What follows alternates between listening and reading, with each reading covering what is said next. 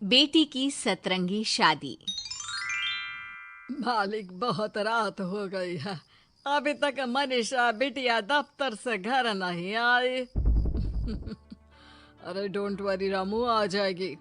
समझदार और पढ़ी लिखी लड़की है, ऊपर से अपने फौजी बाप की तरफ बहादुर भी है। तुम जाकर खाना लगाओ रामू, वो आती ही होगी। जी मालिक। मनीषा मनोहर की इकलौती बेटी थी।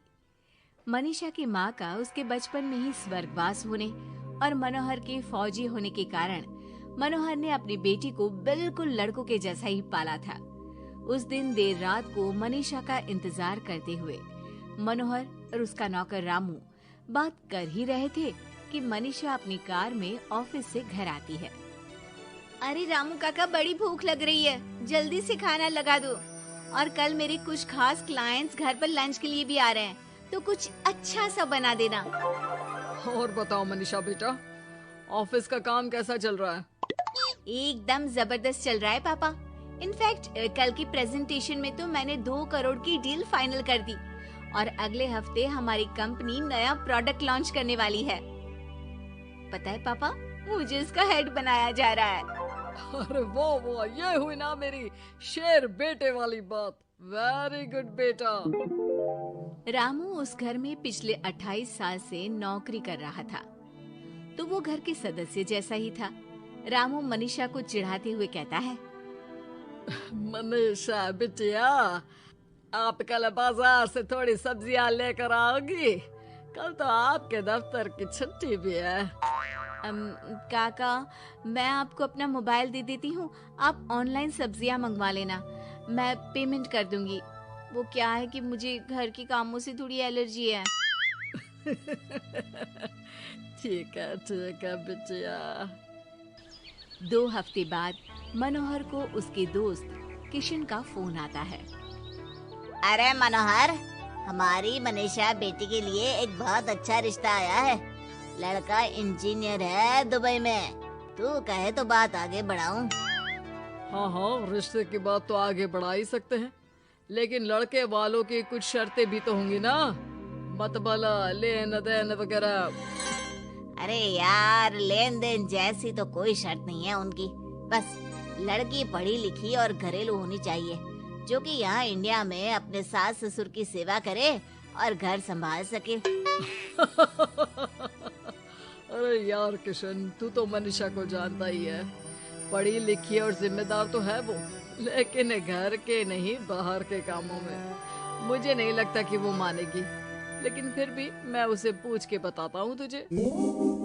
मनोहर अपनी बेटी से उसके लिए आए रिश्ते की बात करता है और उसे लड़के वालों की शर्त के बारे में भी बताता है, जिस पर मनीषा कहती है, पापा आप तो जानते हैं ना कि मुझे घर के कामों में कोई इंटरेस्ट नहीं है और आपने मुझे पढ़ा लिखा के अपने पैरों पे खड़ा होना सिखाया।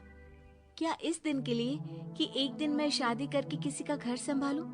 ना, मुझे नहीं करनी शादी वादी, आप मना कर दो उन्हें। इतना कहकर मनीषा घर से बाहर चली जाती है। रास्ते में उसे उसकी फ्रेंड का फोन आता है, जो उसे बाकी फ्रेंड्स के साथ एक रेस्टोरेंट में बुलाती है। मनीषा जाना तो नहीं चाहती थी, लेकिन उस रिश्ते की बात से हुए खराब मूड को बदलने के लिए वो चली जाती है। मनीषा और उसके दोस्त एक टेबल पर बैठे होते हैं कि उसकी नजर उसी रेस्टोरेंट में गिटार बजा रहे एक लड़के पर पड़ती है, जो मनीषा की फेवरेट धुन बजा रहा होता है। मनीषा झट से सारी बातें भूलकर उस गिटार की धुन में खो जाती है। थोड़ी देर बाद सब उस लड़के की परफॉर्मेंस पर तालियां बजाते हैं, तो मनीषा भी स्माइल करके तालियां बजाने लगती है।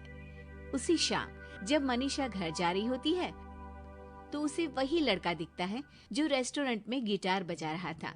वो अपनी गाड़ी रोककर उससे पूछती है कि हाय, तुम वही हो ना जो थोड़ी देर पहले रेस्टोरेंट में गिटार बजा रहे थे?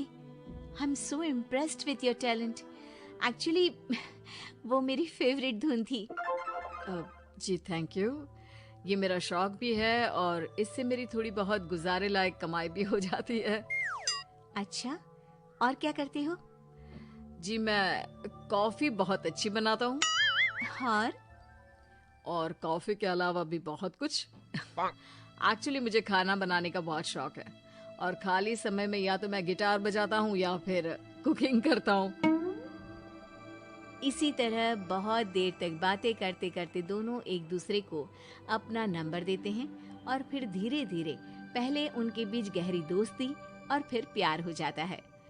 फिर एक समय आता है जब दोनों शादी करने का फैसला करते हैं। मनीषा अपने पापा को गौतम के बारे में सब बताती है। मनोहर को गौतम बहुत अच्छा तो नहीं लगता, लेकिन अपनी इकलौती बेटी की खुशी के लिए वो हाँ कह देते हैं। दोनों की शादी हो जाती है और एक दिन, अरे गौतम बेटा, क्या बात है, बहू रानी तो आते ही दफ्तर जाने लगी। सुबह जाती है, देर रात को आती है और तू घर पे रहता है, तो घर भी तुझे ही तो संभालना पड़ता होगा ना अभी। जी आंटी जी, वो मेरा काम कुछ कम ही चल रहा है और घर चलाने के लिए किसी को तो दफ्तर जाना ही पड़ेगा ना, तो मनीषा ही चली जाती है और मैं घर पे रहकर सारा दिन करूँगा क्या, तो घर ही संभाल लेता हूँ। हाँ बेटा, कह तो तू सही रहा है, लेकिन समाज को क्या कहेगा? समाज के भी कुछ नियम कायदे होते हैं, लेकिन यहाँ तो उल्टी ही गंगा बह रही है। अच्छा, मैं तो चलती हूँ बेटा। रात को मनीषा घर आती है तो गौतम उसे कहता है कि सुनो, आज हरलिन आंटी आई थी, कह रही थी कि आसपास के लोग बातें बनाने लगे हैं कि तुम मर्दों की तरह काम पे जाती हो और मैं औरतों की तरह घर संभाल रहा हूँ। हाँ, पर तुम तो जानती ही हो ना कि मैं शादी से पहले से जॉब कर रही हूँ, तो फिर अब अचानक से मैं खुद को कैसे बदलूं? एक काम करते हैं, तुम कुछ महीनों के लिए घर से ही ऑनलाइन सारा काम कर लो और हो सके तो घर के काम ट्राई भी कर लो, और मैं बाहर जाकर अपने लिए पक्की नौकरी ढूंढता हूँ। मनीषा मान जाती है और फिर शुरू होती है उनकी नई दिनचर्या। ये लो गौतम, तुम्हारा नाश्ता, चाय और टोस्ट।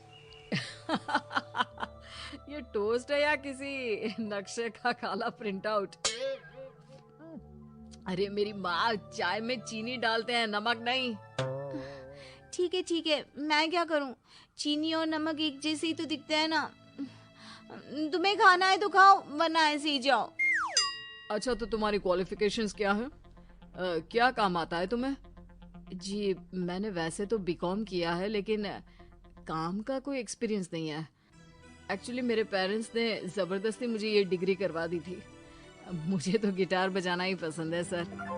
ठीक है मिस्टर गौतम, जब हमारी कंपनी को किसी गिटार परफॉर्मेंस की जरूरत होगी तब आपको बुला लिया जाएगा। फिलहाल के लिए आप जा सकते हैं। जॉब ना मिलने के दुख में मुख लटकाए गौतम घर आता है तो देखता है कि अरे ये क्या मनीषा, सारा घर बिखरा पड़ा है और ये किचन की ये हाल। अरे सब ठीक तो है ना? सब ठीक है गौतम, बस मुझे भूख लगी थी तो सोचा कुछ बना के खा लूं, लेकिन मुझे कोई सामान मिल ही नहीं रहा था और फिर पता चला कि गैस भी खत्म हो गई है और मुझे सिलेंडर बदलना नहीं आता। अच्छा, क्यों ना हम बाहर से ही खाना मंगवा ले? हाँ, अच्छा ये तो बताओ, तुम इतने उदास क्यों लग रहे हो? अरे क्या बताऊं, मुझे नौकरी नहीं मिली, लगता भी नहीं कि मिलेगी कभी। दोनों उदास होकर एक दूसरे की तरफ देखते हैं, फिर थोड़ी देर बाद हंस पड़ते हैं। मुझे लगता है हमें वही काम करना चाहिए जो हमें अच्छे से आता है। कल से मैं ही ऑफिस जाया करूंगी। और मैं हमारा ये प्यारा सा घर संभालूंगा।